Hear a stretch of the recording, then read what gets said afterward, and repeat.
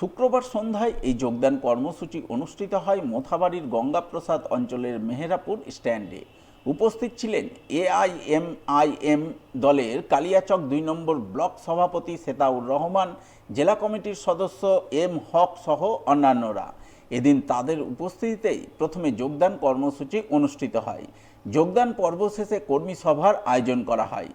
সেই কর্মী সভায় বক্তব্য রাখতে গিয়ে উপস্থিত অল ইন্ডিয়া মজলিস এ ইত্তেহাদুল মুসলিমিন অর্থাৎ এআইএমআইএম দলের উপস্থিত নেতৃত্ব বিজেপি, তৃণমূল এবং কংগ্রেস দলের কড়া সমালোচনা করেন। মুসলিম সহ সমাজের পিছিয়ে পড়া মানুষের উন্নয়নে আগামী বিধানসভা নির্বাচনে মোথাবাড়িতে আসাউদ্দিন ওয়েসির দল অল ইন্ডিয়া মজলিসে ইত্তেহাদুল মুসলিমিন দলের বিধায়ক নির্বাচিত করার আবেদন জানান। আজকে আমাদের মাদ্রাসা মসজিদ চলে যাবে, টিএমসি কাজে আসে না।